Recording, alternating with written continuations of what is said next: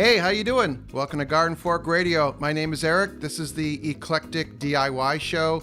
It's the companion to my YouTube channel, also called Garden Fork. Today we're going to talk about how to buy a tractor and whether you should buy a new tractor or a used tractor. And to answer this question, I called the Wisconsin Cheese Mafia. I have Erin from The Impatient Gardener, and I have Will from The Weekend Homestead on the line here. Hello. Hey, Eric.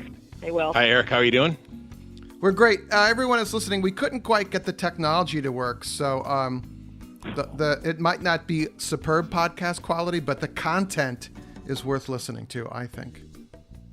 It's that collect call to Wisconsin that you had to make. It just didn't work, technology-wise. The string and the tin can. Erin, you're not taking the bait here. I have nothing to add to that. I feel like I'm sort of at fault here. It was really me who started the technology problem, so I'm just going to sit here and be quiet about it. But you had the brilliant idea to do this show because you texted me and you said, basically, how did you buy your tractor? And I said, let's talk about it on the podcast. Yes, so I've been waiting to have this conversation because you haven't answered my question yet. So I'm looking forward to hearing what the answer is as much as all your listeners. Well, just withdraw many thousands of dollars in cash out of your bank account and hand it to some guy that you barely know, and you've bought a tractor. Well, see, that's what I was feeling like it was, and I thought there must be a better answer than that. So that's what I'm coming to you tractor experts for. Well, basically, Erin, why don't you start it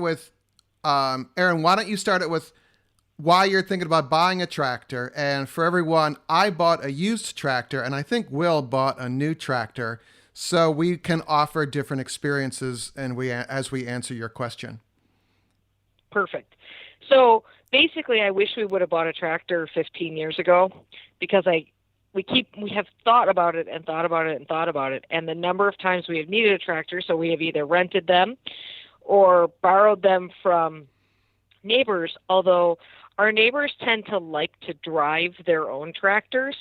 So when you ask them if you can borrow their tractor, what really happens is they spend like their afternoon using their tractor at our house, and it is kind of an awkward situation because now it's not just their stuff, it's their time. And Yes. So that gets a little weird to keep asking for that favor over and over and over again. So we are sort of at this situation where it's like, well, we can either go another 10 years and look back and say, boy, now we wish we would have bought a tractor 25 years ago, or maybe it's time for us to think about getting one. And I mean, I need it for a lot of like big garden projects, but we're on like just under an acre and a half, which is like just big enough to like probably need one for various projects, including like dealing with trees and all that stuff.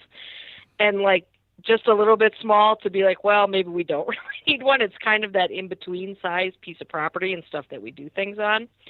So we really started looking into it because, at some point they're not cheap to rent, and we have rented them for projects before. And you start thinking, boy, I know it's one of those things that I think once you have it, you would use it more often than you currently use one in one way or another. So that's sort of where we're at. Can I ask a question just to kind of get an understanding of what you've used it for before or what you plan to use it for? Because that ultimately will tell you what tractor to buy and what features, sizes, that kind of stuff that you would need to know to make a good decision on which one would work.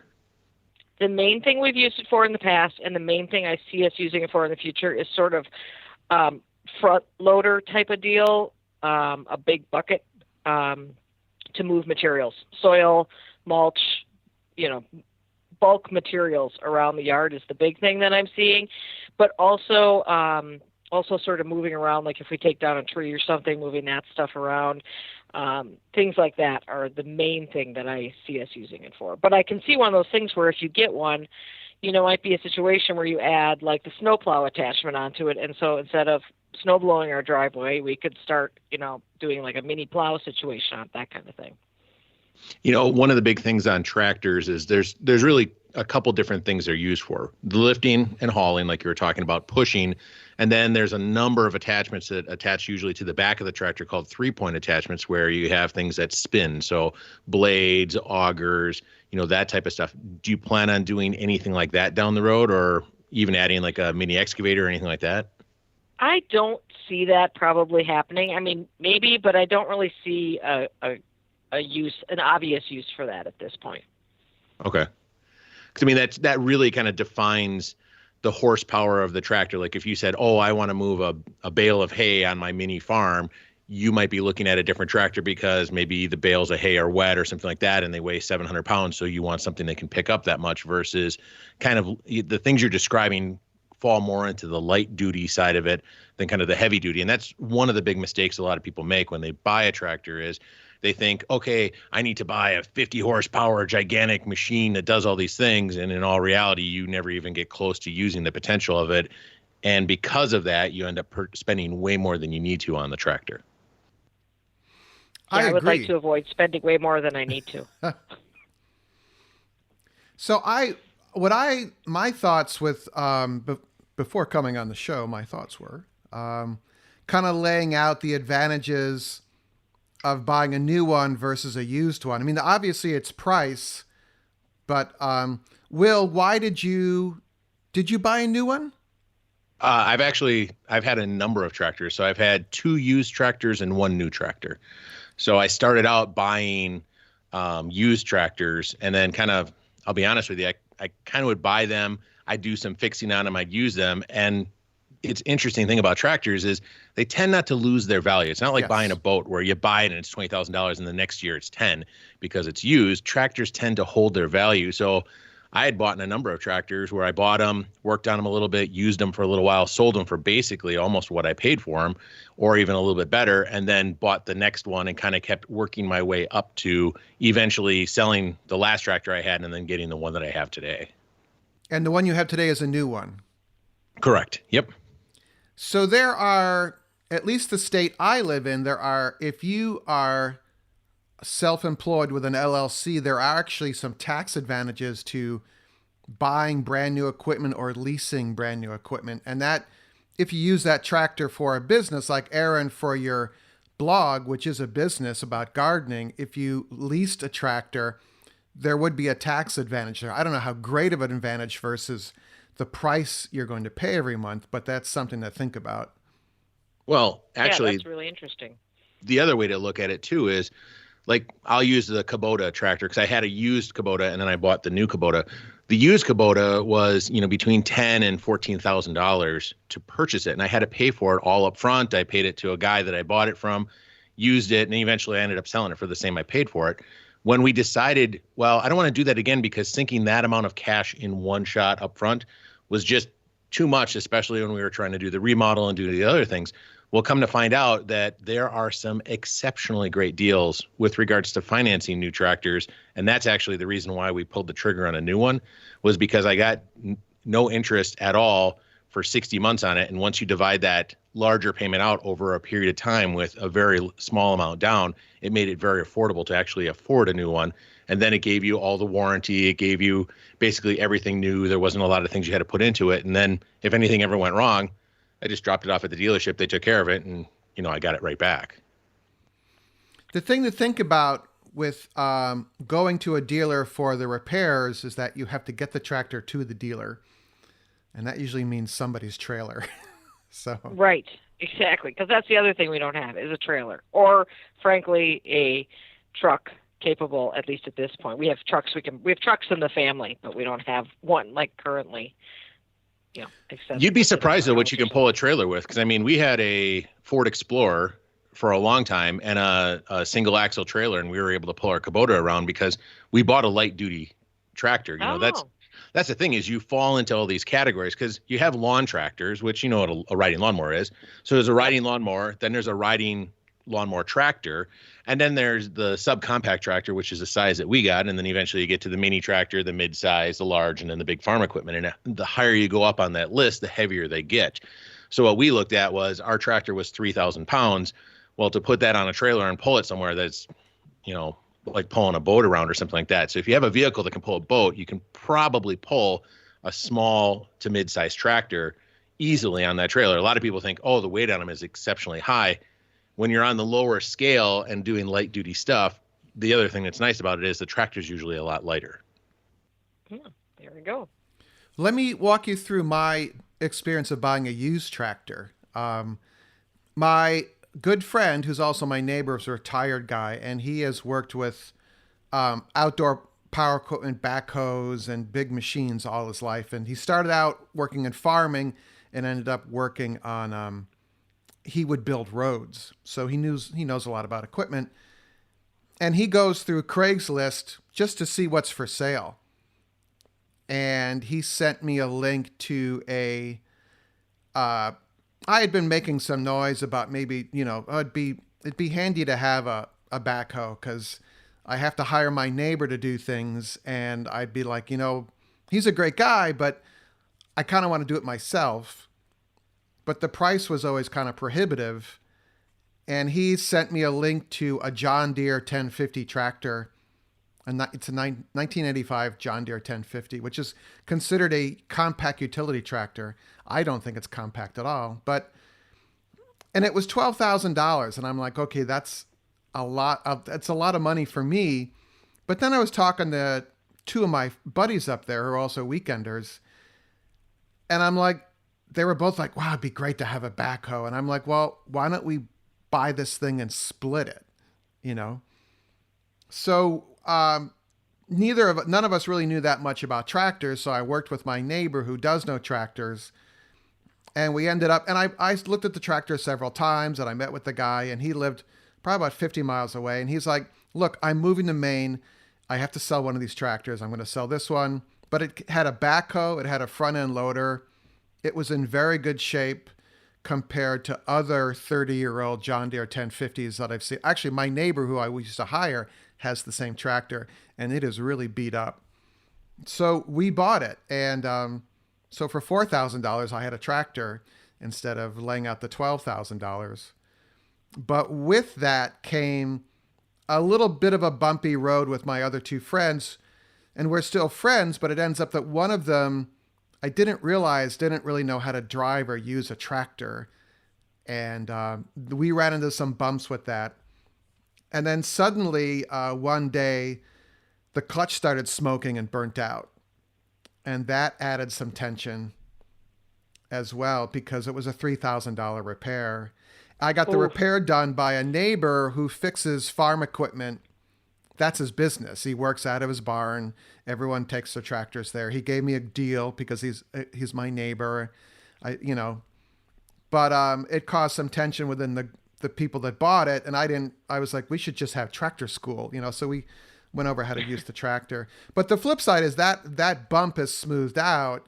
Each of us uses the tractor when we need it. And it only cost us a third of what the tractor would cost individually. And a lot of times I see people have tractors in their yard, and 90% of the time they're just sitting in the yard. Right. So if you have somebody you trust, or you have it up front, the money end of it, it's possible to buy it with someone else. We've kind of gotten over the bumpy part now, but it was a little bumpy. Hey, would you like more of Garden Fork or more of Eric? Would you like to get it in your email inbox? I send out, just about every week, I send out a little email about Eric's World and new stuff I posted.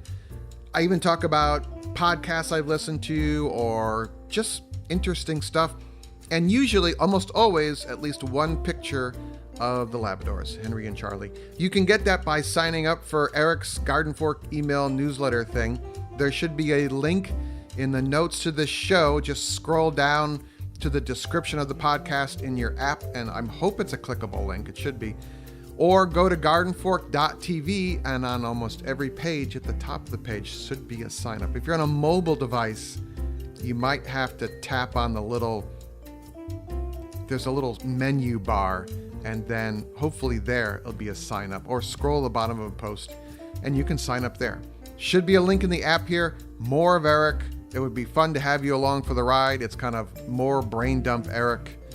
Cool stuff. All right?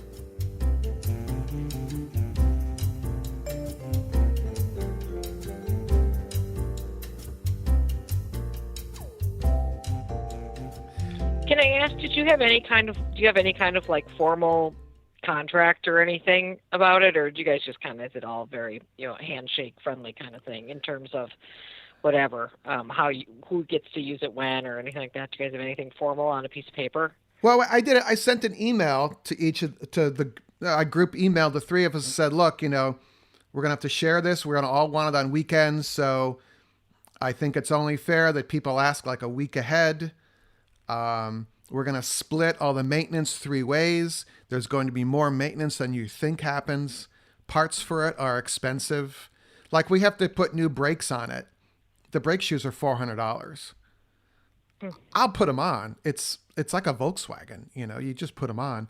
And then we have a running total that I email everyone, a 2-gallon container of hydraulic fluid, and we have a 30-year-old tractor, so it leaks hydraulic fluid, it's like $30. And we probably go through 3 of those in a summer, So we just keep a running total, and every once in a while they just hand me some cash because I buy all the parts and the maintenance and everything. So I would say that's a lot of hydraulic fluid to be going through. I think with all of the equipment, we go through maybe 1.5 gallons between 4 different pieces of equipment in the year. Well, it ends up we had a hydraulic hose that was leaking. Oh, there you go. And we didn't realize it. I mean, I actually love working on the tractor. And there's going to be some other hoses we have to replace. The other thing I found was we have a backhoe and a front end loader, and it also came with a set of forks, which are, for people who don't know what that is, imagine your eating fork has 2 tines on it, and they just stick out front, and they're adjustable across the front end of the tractor, so you can lift up pallets. But we use it for lifting up trees and logs and stuff. Both my friends live on dirt roads, and if a tree falls, we go over with the tractor, we cut the end of the tree off, we lift it up, and we dump it off the side of the road, and then later on we'll go cut it up. So we have all found that you never run out of uses for a tractor once you own it. That's what I'm thinking is exactly what happens is that I just feel like we'd be using it. We'd find a lot of things that would be really helpful to have it for if we owned one and had one sitting there, Can I give one word of warning when you're looking at tractors, though? Try, don't buy the first one you find. Right. Like get a piece of paper and, fire up Craigslist or however you're going to shop for this and just start looking at different ads, and do that for maybe 30 days at minimum. And what you're going to learn is the vernacular that people use and, what features come with what and which ones are a good deal and not, and just kind of keep watching. Because I will tell you, in the tractor world, there's a lot of scammers out online. And if you see a $20,000 machine and they are selling it for $5,000, either it's broken or it's a scam. And there's a lot of that kind of stuff out there. So, one thing you can do too, like if you go to look at a tractor ever, look at things like the hoses. Are they leaking? When you go there, I actually check and put my hand in the engine to figure out if it's warm, because a warm tractor starts much easier than a cold tractor. So did they fire up the tractor and run it for 20 minutes before you got there? And then when you get there, they go, vroom, and it starts right up. Like, look, there's no problem. But you didn't know that they had the jumper out there and all these other things to get it going. Not saying that people are doing that kind of stuff, but it happens. Are the safety equipment features on the tractor disabled? Sometimes they take off the rollover protection or the PTO shield or, that kind of stuff, where somebody had modified the tractor and now all of a sudden you're buying something that potentially is not even safe to use. So that happens a lot too. So you just kind of have to know what you're looking at and know what's a good deal and not a good deal. And the only way to figure that out is by looking at a bunch of tractors. Yeah. Good to know. I'm seeing a lot of ads. I have looked at Craigslist a little bit, and I've been seeing a lot of ads from dealers who are selling, used tractors on Craigslist. I see a lot of that. I see either so far I found really, really crusty, really old. I mean, I don't know if you can tell much by looking at a tractor, but they don't look like they're new. I'll tell you that. Sure. And then a lot of used ones that are being sold through dealerships. Is that a reasonable way to go? Is to buy a used tractor through a dealership, or is that probably not I mean, I'm sure it's not as good of a deal as if you bought it from a private individual in most cases, but is that a good option to consider? Actually, one comment I'd make on that is, buying from a dealer, if you're just buying the tractor, it's usually just a tractor. That's what you're buying, and you have to buy all the implements separately. When you find private parties, the price is probably the same on the tractor as you would find at the dealership, but maybe they have a back blade for it, or maybe they bought the snowblower attachment. When dealers sell tractors, they usually strip off all the extra attachments and all the extra stuff, so you just get the basic unit, because then it's less likely to come back for a repair, because instead of the tractor just being defective, now the snowblower could be defective or whatever. So when you buy from a dealership, you usually get a good deal on price, but it usually doesn't have any extra bells and whistles with it, versus a private party where you might get all the other stuff that they've accumulated over the years of owning the tractor when you buy it. That's what we got, actually, because I looked at the John Deere 1050 sells about $12,000 at a dealership or a used implement, dealer. But ours came with a backhoe, a rebuilt backhoe with all new hoses and new seals, the front end loader, which is in good shape, and a set of adjustable forks for $12,000. And the backhoe alone is like $3,000 or $4,000 on the used market, I'm pretty sure. So you take all those implements, and it seemed like a much better deal. I do want to comment on the scams. They are, if you see something and it's too good to be true, it is. They have these beautiful pictures of a mid-range Kubota, and it's like $9,000, and you email them, and they email back and they go, send me your cell phone number so I can call you, or send me your email address. Yeah. And they immediately try and get you off of Craigslist, because Craigslist allows an email exchange that I would keep up. I would not leave. And so I think I sent one of them my cell phone number, and he texted me and he goes, "Oh, I'm out of the country right now, but if you wire me the money, I'll have my friend bring the tractor over to you." Yeah. And then I ran into that same thing when I was selling my car on Craigslist too. Same deal, where I got those people who were being like, "Oh, sometimes I don't get the emails from Craigslist, so make sure you email me at this other email address or call me or whatever." So. Right. So you can weed through them. Go ahead. I was going to say, I will say this, though.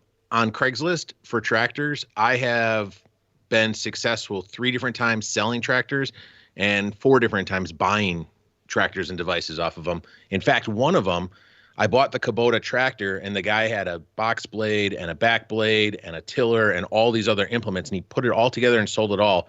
I brought it home.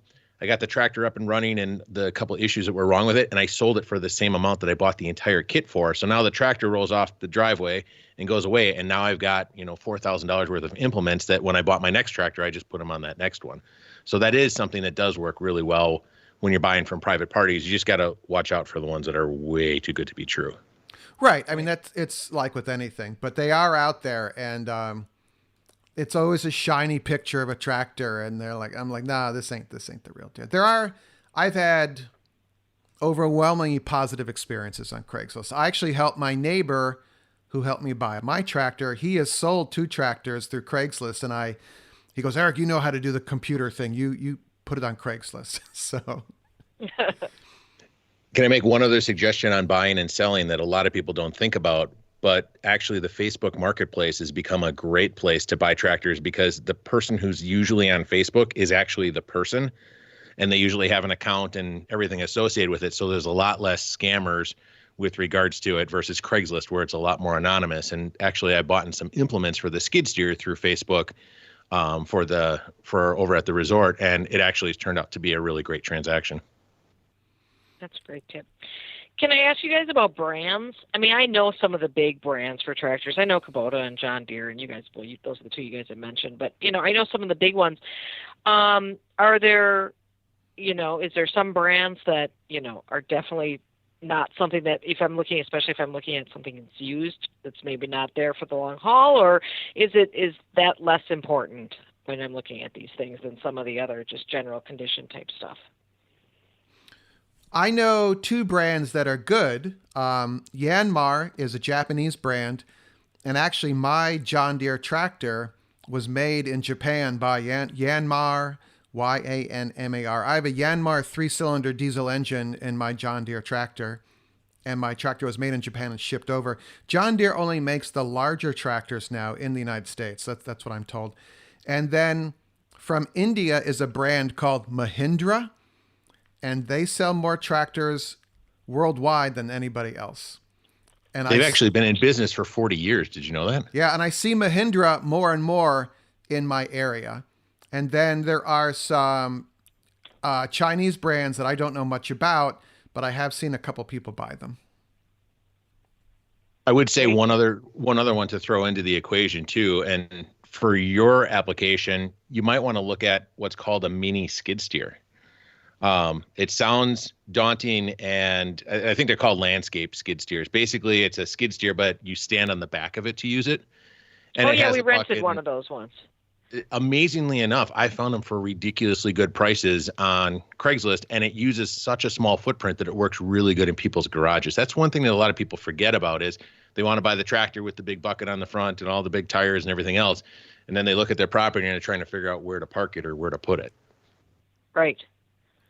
That's a huge thing. Actually, with my buddies, we have a standing agreement that the tractor is always under a roof, because if you leave any machine out, it's going to degrade much faster than if you put it under cover and out of rain, and also UV sunlight. UV sunlight degrades all the hydraulic hoses, Exactly. So you get 3-car garage now, Erin. Yeah, well, right. Do you have any fences on your property? No. Because a lot of people don't put into the equation either. Like, I want to use this in my backyard, but your gate's only 48 inches wide, and you just brought a tractor that's 60 inches wide. Oh, right. So that would be a problem. Now you have That'd be something I would do for sure. Yeah, it's kind of tricky. I would suggest buying a tractor that has a backhoe, but it might not be exactly what you need. But if you want to put in a tree that has a big ball, or you want to put in a bunch of smaller bushes, it's actually a lot of fun to dig the holes with the backhoe. Yeah, I bet it is. So any more questions? That's good information. Yeah. Well, yeah. Who's got a tractor you feel like selling? No, I'm kidding. No, that was really helpful. Thank you guys very much. I appreciate that a lot. So, I mean, I just out of curiosity, I'm assuming, do you guys find yourself finding uses to use these all the time, well beyond probably the purpose you originally bought it for? Is that true? I'm just trying to judge for sure to make sure that making this kind of purchase is something that is really going to be valuable for us. And my thought is we're going to find more things to use it for than we think. And I'm curious if that's been your experience too. Oh, I think so. Yeah, I actually I'm going to put in drainage along my driveway, and I know I don't have to call one of my neighbors and pay them $70 an hour to dig a trench. I can just, me and my buddies are like, hey, get the tractor out. Oh, okay. And we do it. I think one side of it, and it might be a little bit more of a cavalier attitude about it, but I've never been stuck with a piece of equipment. So one of those scenarios where I bought a piece of equipment and I've used it and found all these different things, and then I decide to upgrade to something because I want to do something else, I usually get at least 95% of my money back, sometimes 100% of my money back when I've gone to sell the tractor or to, sell it to the next party after even using it for a short period of time. So you might buy something, decide to use it, find out it's not the right thing.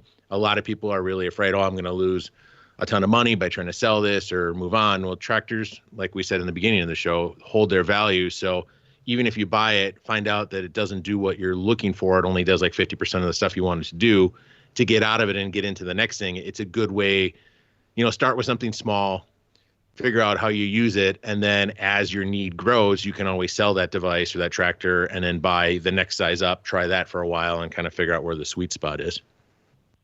That's actually a really compelling argument, because when you start adding up how much you can conceivably spend on renting these things for a day or a weekend, that's a lot of money. And, that adds up very quickly if you're looking at a situation where these things keep their value so well that if you used it for a while, and when you're done using it, you're able to sell it for 95% of its value, you're probably ahead there. And compared to renting it. one other thing to put in the equation too is the condition of the tractor on how you take care of it versus, the next person and so on. You'd be surprised what a pressure washer will do to the value of a tractor. I've bought a tractor and it was in really bad condition. We did some grease cleaning in the engine compartment. We fixed a bunch of leaky pieces on it just to make it nicer for ourselves. And then when we went to sell it, we were able to get actually an extra $500 out of it just because it was in a much better condition, spray painted some of the rust up and, fixed it up. I actually found a John Deere 318 tractor when we were kind of prepping for the show. I was like, I'm going to see if I can find something that might fit into what Erin might be looking for. I found them as cheap as $1,000 and as high as $5,000. And the main difference is, how did it look? Like the $5,000 one, the wheels were new. The outside of the housing was all new, everything else. The $1,000 one looked like a rusty pile. I mean, it basically worked, but you could easily buy something like that, have it work, and just fix it up as time goes along. Great idea. Wow, now it's exciting. It's like this vicarious thrill of helping Erin buy a tractor. I think everybody should leave a comment or send you a message and just throw in their ideas. Because, I'm guessing there's a bunch of people talking to the radio right now, because talking about tractors is like talking about pickup trucks. Some people like Ford, some people like Chevy. Tractors, it's the exact same thing. Yeah, Wow. I'd love to hear some feedback from people on it. My other thought was, if you buy a used tractor, do not take it to the dealer for repair, because they're just going to nail you. I mean, it's like if you buy a used Subaru, you take it to your local foreign car mechanic. You don't take it to the Subaru dealer. And I would just ask around. Maybe someone at the local ag store, the local feed store. Hey, do you know anyone that works on tractors around here? Because that person might have a few tractors that he's bought and fixed up and sells them on the side to make additional money. Or it's just good to know them to fix your tractor, or they might even know some tractors that are for sale. Word of mouth is, I think, the best way to buy one. That's a great idea. Good deal. All right, we have dead air here. Will, start talking. Sorry, I had it muted. I was coughing. Thought you were chugging another Red Well, Bull. you guys are a font of knowledge on tractors, so thank you for sharing that information. That's quite helpful. I would say slow and steady is the best way to go with regards to it. If you just jump in and buy something blindly, there's a good chance you get burned. If you've looked at a certain model number that, fits your fancy, just flipping through online and go, oh, the John Deere 318 is a model that I like, search it for a couple of weeks and see what comes up. Springtime actually is a really good time to buy tractors, because a lot of people, when the snow goes away in Wisconsin, they've got stuff in the yard they want to get rid of, or they're cleaning out the barn. There's a lot of estate sales. And interestingly enough, I've actually picked up implements at estate sales, and they've been ridiculously good deals, because let's say a farm, is shutting down or getting split up or changed or whatever, and they're selling off the equipment. It's kind of like used furniture. Sometimes the equipment, people are just trying to liquidate it to get rid of it because the tractor's long gone, but they've got all the implements laying around and they got nothing to use them for, so they'd rather have the cash. Yeah. All right. Gosh, so I feel like I should hire you guys to buy a tractor for me. You could just pay for my airline ticket. I'll be there. Right. Okay. No, we can't let Eric come back to Wisconsin. Sorry, that's part of the rule. Eric cannot come back to Wisconsin. I love it there. So, all right. So, everyone, do you have some tractor experience or tractor thoughts? It's radio@gardenfork.tv would be the best way to get hold of us. And you can find Erin at her fabulous YouTube channel, The Impatient Gardener. Just amazing information there, plus her website. And Will just posted a new video to his YouTube channel, The Weekend Homestead. And we've talked about the Pinecone Cabin, but you have a video and a live stream about the Pinecone Cabin there, right? I was surprised at how many questions we got with regard to that cabin. It was interesting how it got a little out of control. Yeah. We can talk about that in the after show, which is the part of the podcast the Garden Fork patrons get. But for the moment, radio@gardenfork.tv, and we would love to hear you guys. So drive safe and go out and do cool stuff. Thanks for listening. Garden Fork Radio's executive producer is Jimmy Goots. You can find more information about Jimmy and the custom hollow books he makes at hollowbooks.com. Our theme music is used under license from uniquetracks.com. Other music used in the show is used under license from audioblocks.com.